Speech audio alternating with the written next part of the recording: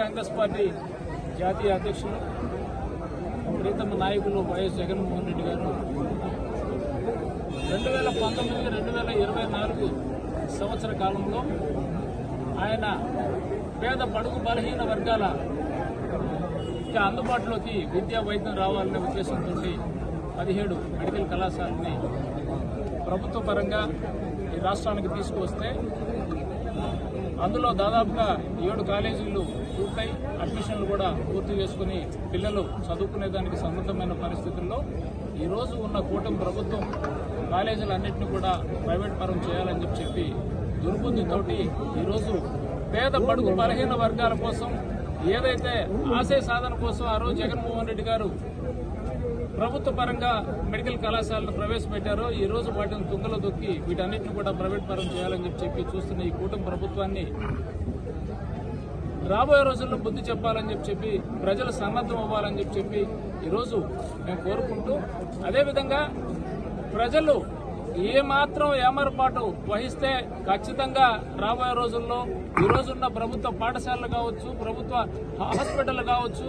అదేవిధంగా ప్రభుత్వ ఇంజనీరింగ్ కళాశాలలు కావచ్చు, వీటన్నిటిని కూడా ప్రైవేట్ పరం చేసి కార్పొరేట్ విద్యకి కార్పొరేట్ వైద్యానికి పెద్దపీట వేయాలనే ఆలోచనతో తొలి అడుగుగా ఈ ప్రభుత్వ మెడికల్ కళాశాలను ప్రైవేట్ పరం చేసేదానికి సన్నద్ధం అవ్వడం చాలా దుర్మార్గమైన చర్య. సో వీటన్నిటిని ఖండిస్తూ దాదాపుగా 4 రోజుల పాటు 1 కోటి సంతకాల సేకరణ ఈ రాష్ట్రంలో సేకరించాలని చెప్పి 175 నియోజకవర్గాలకు సంబంధించి ప్రతి ఒక్క కార్యకర్త,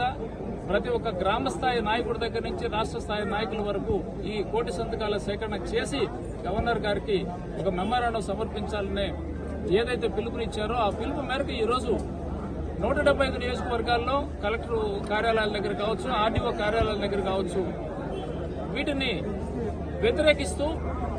ప్రభుత్వ రంగ పాఠశాలలు కానీ గుర్తించాలని చెప్పి ఈరోజు మేమందరం కలిసి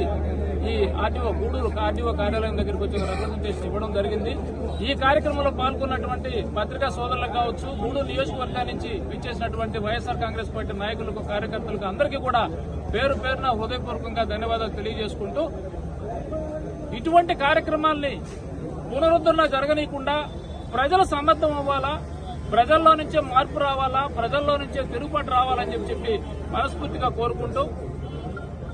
ఈరోజు ఖచ్చితంగా రాష్ట్ర వ్యాప్తంగా జరుగుతున్నటువంటి నిరసనల్ని చంద్రబాబు నాయుడు గారి దృష్టికి, అదేవిధంగా పవన్ కళ్యాణ్ గారి దృష్టికి వెళ్లి వాళ్ళు మనసు మార్చుకుని